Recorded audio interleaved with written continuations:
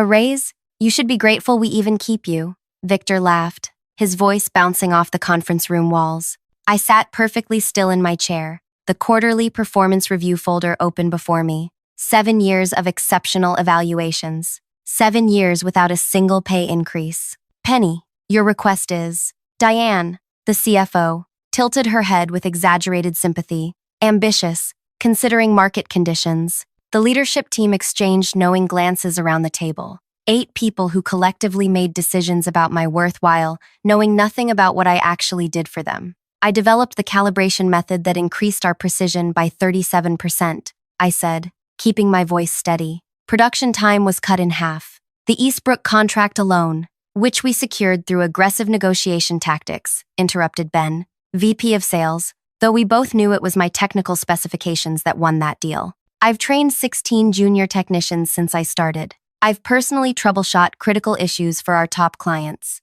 The European expansion would have collapsed if I hadn't. Team effort, Victor cut in, drumming his fingers on the polished surface. Everyone pulls their weight here, Penny. My salary hasn't changed since I was hired. I'm only asking to align with current industry standards. Victor leaned back, exchanging amused glances with the others. Industry standards are for average contributors. If you want extraordinary compensation, show us extraordinary results. My chest tightened. The calibration breakthrough I'd pioneered had generated millions. Last quarter's report, which I wasn't supposed to have seen, attributed a 28% profit increase directly to proprietary technical innovations. The numbers speak for themselves, I said, sliding the market research across the table. Engineers with my qualifications and output are compensated at least 30% higher. Victor didn't even glance at my carefully prepared documents. He simply pushed them back. A raise?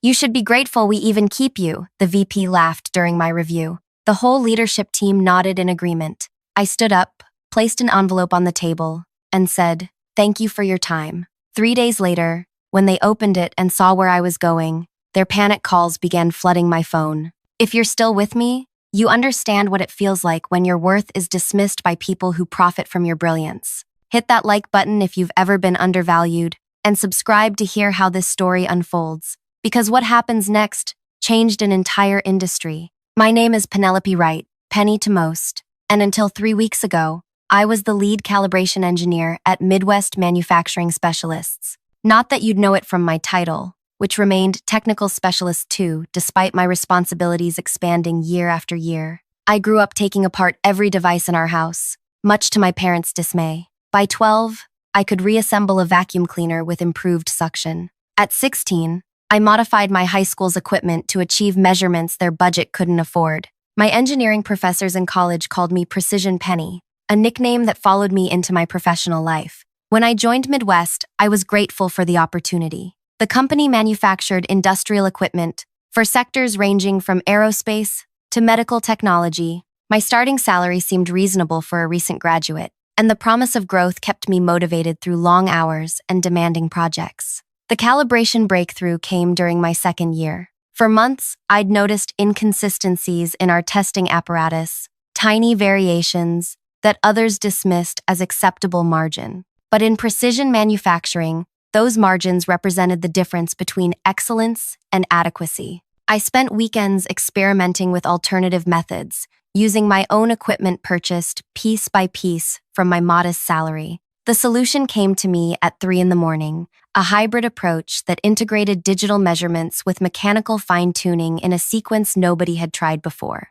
When I demonstrated my method to the engineering team, the results were immediate. Precision improved dramatically, while cutting calibration time from 6 hours to just under 3. The production floor implemented my technique within a week, and suddenly our products outperformed every competitor in accuracy tests. Orders increased, quality complaints disappeared. Client retention hit 100% for the first time in company history. I waited for recognition, a promotion, a bonus, even just acknowledgement in the company newsletter. Instead, in the quarterly meeting, my innovation was presented as our new proprietary method, with no mention of my name. Victor took questions from impressed board members while I sat silently in the back row. "This is how business works," my colleague Jamie told me afterward. "Individual recognition isn't how you advance here. Be patient." So I was patient. I trained new hires on my calibration method. I documented every step so production wouldn't suffer during my rare sick days.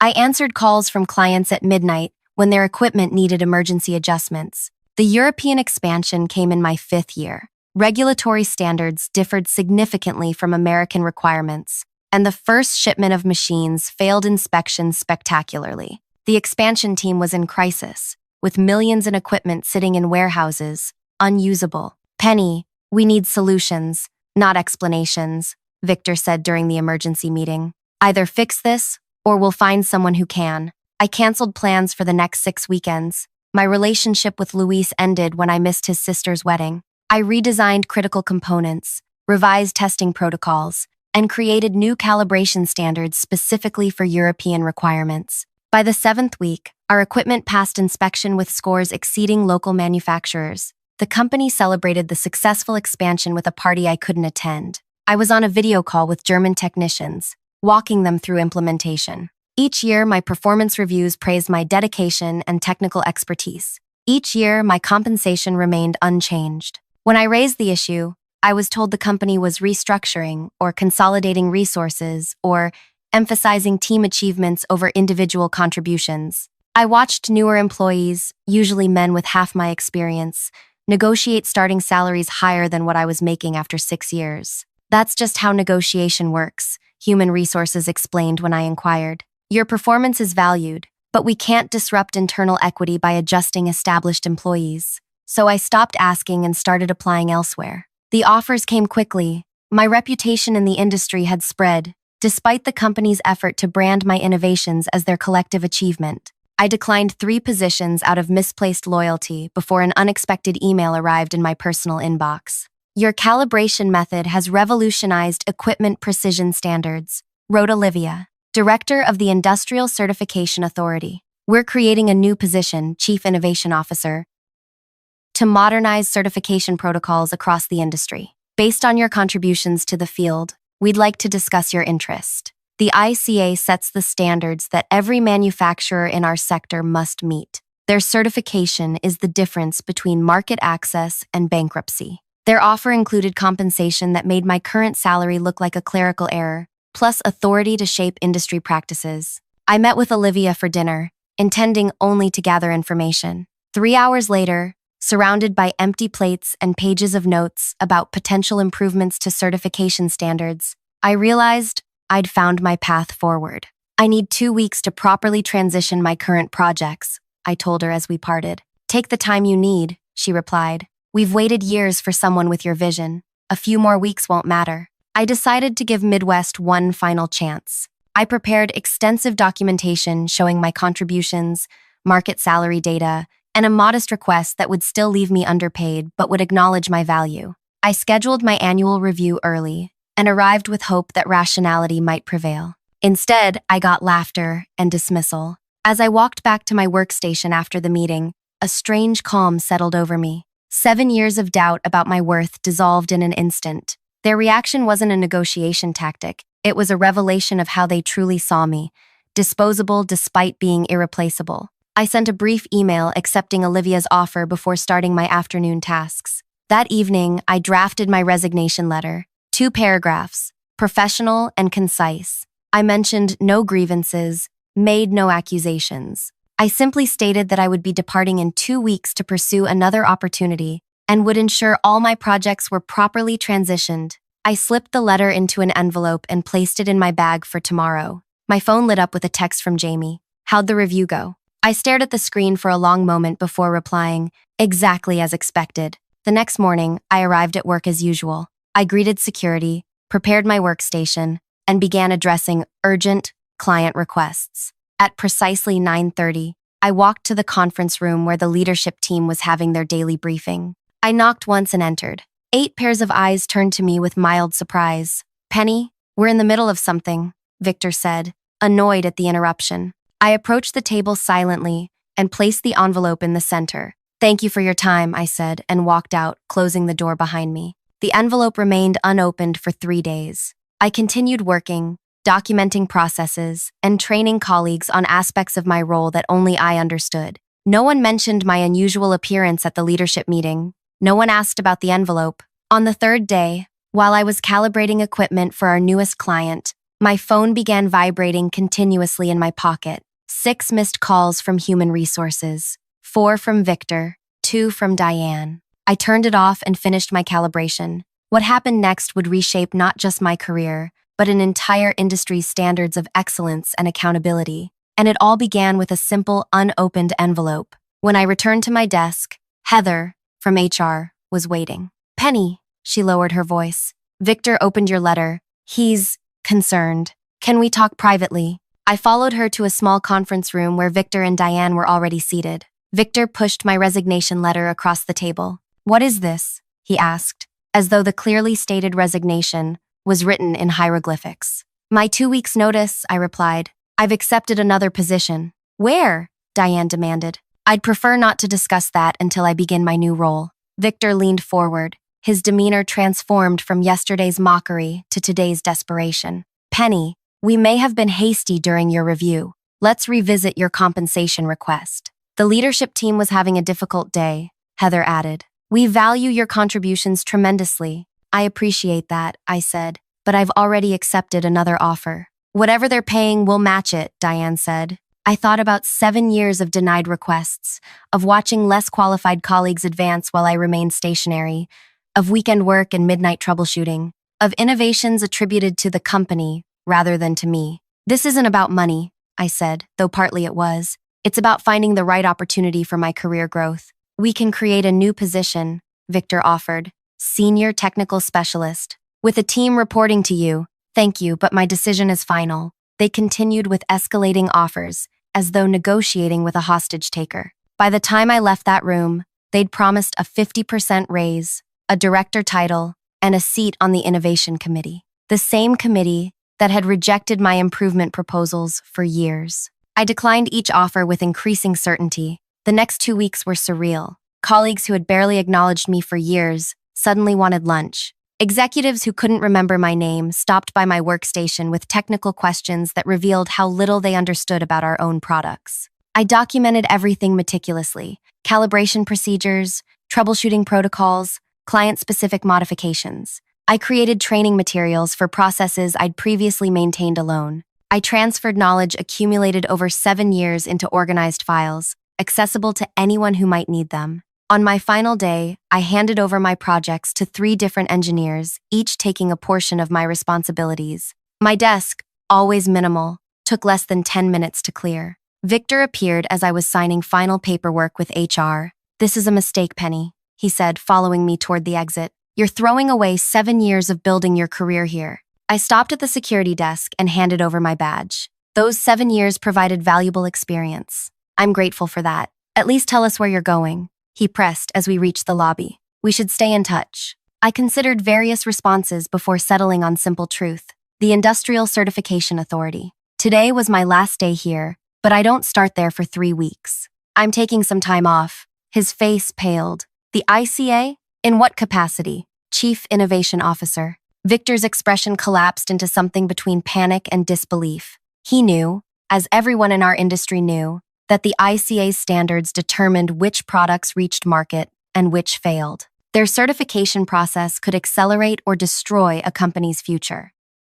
His voice dropped to a whisper. "We should talk about this." "We've had 7 years to talk," I replied. "Goodbye, Victor." I walked through the glass doors into bright spring sunshine, the weight of unappreciated years falling away with each step toward my car. Those 3 weeks between jobs were the first real break I'd taken since college. I visited my parents in Michigan, hiked trails I'd always been too busy to explore, and slept without setting an alarm. I declined 14 calls from various Midwest manufacturing numbers and deleted their voicemails unheard. On my first day at the ICA, Olivia personally showed me to my office, an actual office with a door and windows, not the shared workstation I'd occupied for 7 years. "The certification standards haven't been substantially updated in nearly a decade," she explained. "Technology has evolved, but our requirements haven't kept pace. Your first project is to modernize our approach, particularly in precision measurement protocols." I spent my first month learning the organization,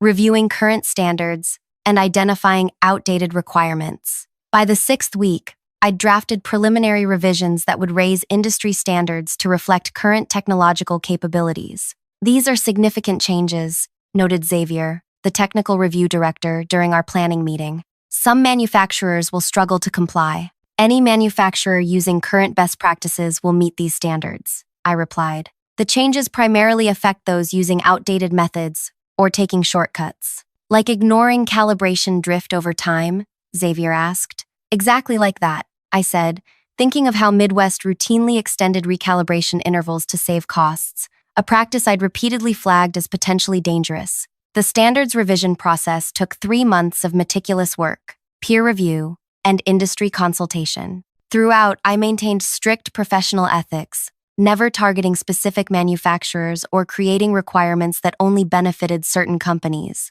The new standards simply reflected what was truly possible with modern technology, precision levels I had personally achieved years earlier. When the updated standards were published, my phone rang within hours. Penny? It's Jamie from Midwest. Have you seen what the ICA just released? I wrote what the ICA just released, I replied. These precision requirements, the calibration schedules, they're impossible. They're not impossible. I implemented similar standards at Midwest 3 years ago, but they were never formally adopted because of cost concerns. Silence stretched across the line before Jamie spoke again. Our certification renewal is due next month. We're nowhere near compliant with these new requirements. The ICA offers implementation consulting for companies transitioning to the new standards, I said, reciting our official position. I can refer you to that department if you'd like. Jamie declined, and I later learned Midwest had hired an external consultant at premium rates. 2 weeks later, my assistant notified me that Midwest Manufacturing had requested an expedited pre-assessment review,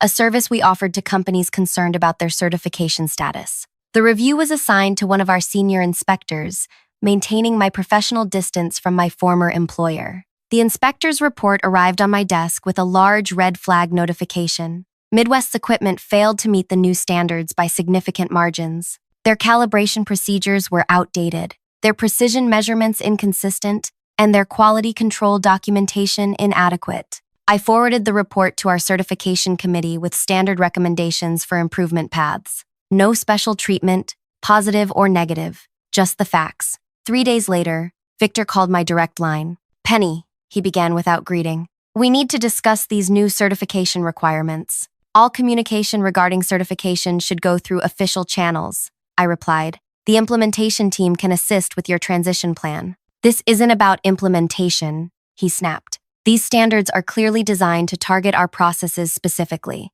This feels personal.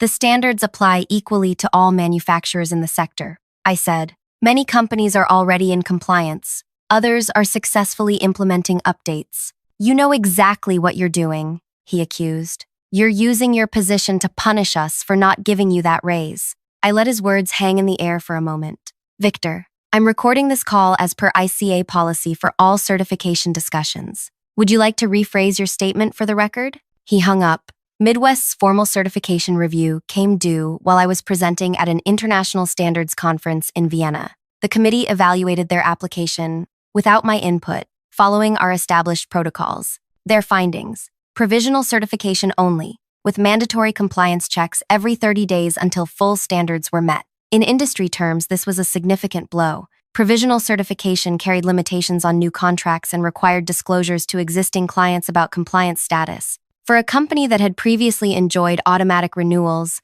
thanks largely to my behind-the-scenes corrections before official inspections, this represented both a practical and reputational crisis. Upon my return, I found 27 messages from various Midwest executives, escalating in urgency and desperation. I responded with a single email directing all certification inquiries to our official channels, copying our ethics compliance officer to maintain transparency. The industry summit 6 months later highlighted how dramatically standards had shifted. My keynote presentation on precision requirements for next-generation manufacturing drew attendees from 4 continents. In the front row sat Midwest's leadership team, including Victor and Diane, taking notes with the focused attention of students before a final exam. During the networking reception afterward, Ben from Midwest approached me, champagne glass in hand, but sobriety in his expression. Impressive presentation, he said.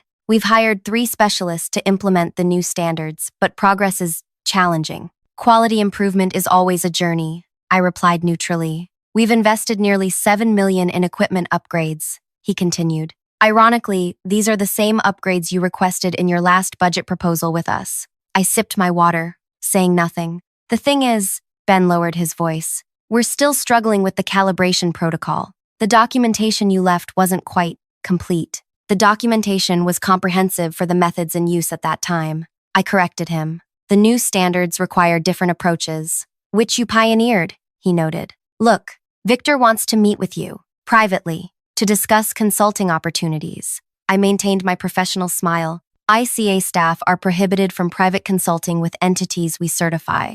That would represent a conflict of interest. He's prepared to make it worth your while, Ben pressed. That would be illegal, I stated firmly. And this conversation is becoming inappropriate. As I turned to leave, he grabbed my arm. You don't understand. Without full certification by quarter's end, we lose the Eastbrook contract. That's 30% of our annual revenue. I gently removed his hand. Then I suggest you focus your energy on meeting the standards rather than circumventing them. As I walked away, Diane intercepted me near the exhibition hall entrance. Penny, she began with artificial warmth. You look wonderful. This new position clearly agrees with you. Thank you, I replied. If you'll excuse me, I have a panel discussion to moderate. Just 1 minute, she persisted. We've been doing some restructuring at Midwest, creating a new division focused on precision technology advancement. The board has approved an exceptional compensation package for the right leadership candidate. I met her gaze directly. Are you offering me a job, Diane? We're exploring possibilities with someone who understands our unique challenges. Someone who could help you meet the new certification standards? Someone who recognizes the practical realities of implementation timelines, she countered. I smiled politely. I believe the ICA's implementation guidelines already provide realistic timelines for companies committed to quality improvement. Companies that can survive those timelines, she muttered. The statement hung between us, revealing more than she intended. Midwest wasn't just struggling, they were in serious trouble. If Midwest manufacturing can't meet industry standards, I said carefully, perhaps there are more fundamental business challenges to address than just certification requirements. Her pleasant facade cracked slightly. You know exactly what you're doing to us. Applying the same standards to all manufacturers that I apply to myself? I suggested. Yes, I do know exactly what I'm doing. As I walked away, Victor appeared from a side hallway, moving to intercept me. His usual confident stride had diminished to something almost tentative. His face showed the strain of months fighting against the inevitable. 2 minutes, he said, stepping into my path. That's all I ask. Against my better judgment, I paused. We made a terrible mistake, he admitted, lowering his voice. Would you consider consulting for us? Name your price. I studied the man who had laughed at my request for fair compensation after years of dedication, who had taken credit for my innovations while denying me advancement, who now stood before me not as a powerful executive, but as someone desperate for salvation. I'm afraid I'm quite grateful for my current position, I replied, echoing his dismissive words from our last performance review. As I stepped around him toward the panel discussion, he called after me, "This isn't over, Penny." I turned back briefly. You're right about that, Victor. For Midwest manufacturing, this is just beginning. What I couldn't tell him, what I couldn't tell anyone yet, was that the true reckoning was still coming. Because while updating industry standards had created problems for my former employer, those changes were never about revenge. They were simply good business practice, long overdue improvements that benefited the entire sector. My actual plan was only now entering its final phase. The panel discussion on ethics in technical innovation was my last official event at the summit. As experts debated the boundaries between proprietary methods and industry standards, I noticed Victor slipping out of the auditorium, phone pressed to his ear, face tense with urgency. 2 weeks later, industry news reported that Midwest Manufacturing had secured an emergency loan to fund strategic improvements. Reading between the lines, they were burning cash to meet certification requirements before losing major contracts. Back at ICA headquarters, my team had begun the second phase of our standards modernization, transparent attribution protocols. This new framework would require companies to properly credit technical innovations to their original developers, both to recognize individual contributions and to create clear chains of intellectual ownership. The patent system already does this, argued one board member during our proposal review. Patents are expensive, time-consuming, and often impractical for process innovations, I explained. Many breakthrough methods are developed by employees who lack resources to patent their work independently, while companies claim these innovations as proprietary without acknowledging creators. After 3 hours of debate, the board approved the initiative with one significant modification. It would be implemented as a voluntary certification enhancement for the first year, becoming mandatory in the second. Companies need time to adjust their documentation practices, the board chair explained. This gives them a transition period while still rewarding early adopters. Perfect. The voluntary phase would serve my purposes even better than a mandatory rollout. That evening, I received an unexpected visitor at my office as I was preparing to leave. Penny, got a minute? Jamie stood in my doorway, looking uncomfortable in formal attire instead of the casual clothes we'd worn at Midwest. Jamie, what are you doing here? I interviewed with your implementation team this morning, she said. They offered me a position starting next month. I gestured to a chair. Congratulations, but why would you leave Midwest? You've been there longer than I was. Jamie's expression darkened. Things have changed since you left. They brought in consultants who blame everyone but leadership for the certification problems. 3 senior engineers were let go last week for failure to maintain technical standards. That's not surprising, I said, but disappointing. There's more, Jamie continued, leaning forward. They've been going through your old files, claiming you deliberately sabotaged documentation before leaving. Victor told the board you orchestrated the new standards specifically to damage Midwest. I smiled slightly. And yet, they've offered me jobs and consulting contracts repeatedly since I left. Desperation makes people inconsistent, she shrugged. But listen, I'm not here just about the job.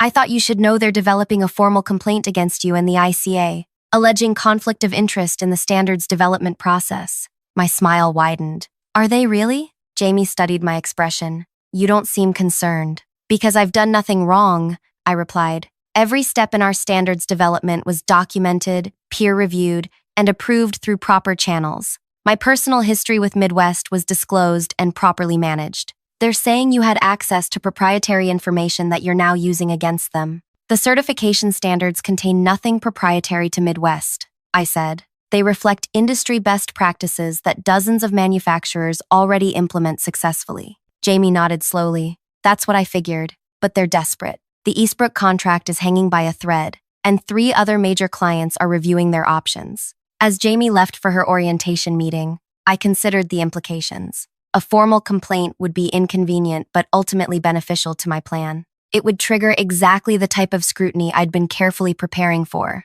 The next morning, I received a formal notice that Midwest Manufacturing had indeed filed a complaint with the ICA's Ethics Committee and the Industry Oversight Board. They alleged that I had weaponized inside knowledge and manipulated certification requirements to target specific operational methods used by Midwest. I forwarded the complaint to our legal team with a brief note. Proceeding as anticipated. Please implement Protocol 37. Protocol 37 was our standard response to certification challenges. A. Comprehensive review of all documentation related to standards development, including every draft, comment, and revision. It was typically a 3-week process that produced hundreds of pages of evidence supporting our methodologies. For the next month, I continued my regular duties while the ethics investigation proceeded. I made no public comments about Midwest, maintained strict professional boundaries, and focused on our new attribution framework. 3 manufacturing leaders approached me about early adoption of the attribution standards,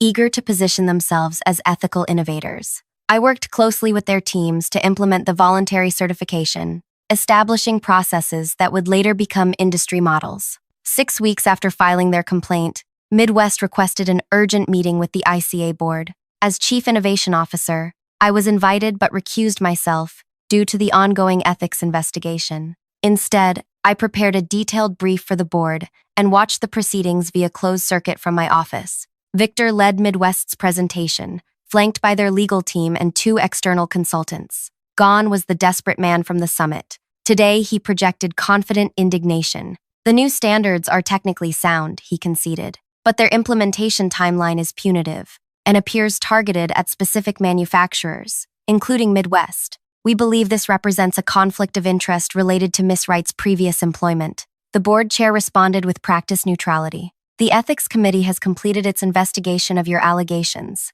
Their findings have been distributed to all parties. Victor accepted the thick folder handed to him, but continued without opening it. Furthermore, we've discovered evidence that Miss Wright deliberately withheld critical calibration documentation before her departure, making compliance unnecessarily difficult. This was a serious accusation, one that could damage my professional reputation if it gained traction. The board chair glanced at the Ethics Committee representative, who nodded and stood. Actually, that specific allegation was anticipated and investigated thoroughly. Page 47 of our report addresses documentation protocols at Midwest Manufacturing during Miss Wright's tenure. Victor flipped to the page, his expression shifting from confidence to confusion as he read. As you can see, the committee representative continued, Miss Wright maintained exceptional documentation standards. Her departure materials included 2,347 pages of technical documentation, 126 training videos, and detailed transition notes for each project.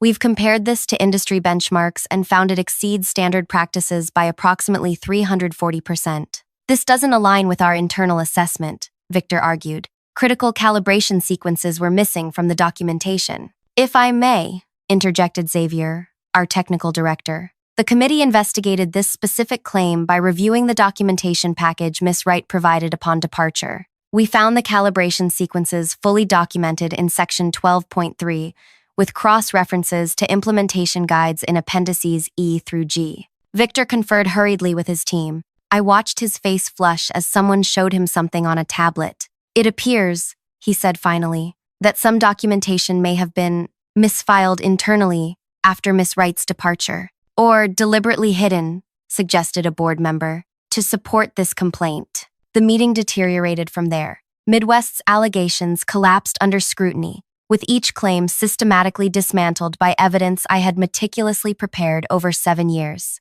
You see, my revenge was never about creating impossible standards or targeting my former employer. It was about something far more powerful, creating a system where truth could not be buried, where contributions could not be stolen, and where excellence could not be exploited without recognition. For 7 years, I had documented everything, not just technical processes, but every interaction where my ideas were appropriated, every email where credit was reassigned, every meeting where my contributions were minimized. I had maintained dual records, the official documentation that met all professional requirements, and my personal archive that told the true story of innovation at Midwest Manufacturing. When I joined the ICA, I didn't need to target Midwest. I simply needed to create systems that would naturally expose what had been happening there all along. The attribution framework was the final piece, not because it would force Midwest to acknowledge me, that time had passed, but because it would prevent them from doing to others what they had done to me. 2 days after the failed complaint hearing, Midwest's board of directors announced an internal investigation into potential misrepresentation by senior leadership regarding technical capabilities. Within a week, Victor and 2 other executives were placed on administrative leave. The Industry Oversight Board initiated a separate investigation into potential securities violations related to materially misleading statements about proprietary technologies in Midwest's investor communications. Those communications had claimed ownership of innovations that were actually my uncredited work. 3 weeks later, as these investigations intensified, I received another visitor. Diane stood awkwardly at my office doorway, looking diminished without her executive armor. The board asked me to come, she said without preamble. We're facing serious consequences from the failed certification and the investigations. Our stock has dropped 60%. Eastbrook terminated their contract yesterday. I waited, saying nothing.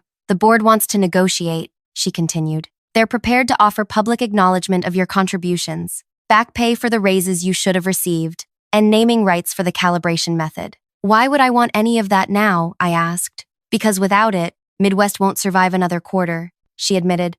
400 people will lose their jobs, not just leadership, engineers, technicians, people who had nothing to do with how you were treated. I considered her words carefully. The attribution framework offers a path forward for companies willing to honestly document their innovation history. Midwest could be among the first to adopt it. That would mean admitting publicly that leadership took credit for work we didn't do, she said. Yes, I replied simply. It would mean telling the truth. She nodded slowly. I'll take that to the board. But Penny, was this your plan all along? From the moment you placed that envelope on the table? I met her gaze directly. My plan was to create an industry where innovation is properly attributed and excellence is properly valued. What's happening to Midwest is simply the natural consequence of years of decisions made by its leadership. The following month, Midwest Manufacturing became the fourth company to adopt the attribution framework. Their implementation included a public reconciliation of innovation credits,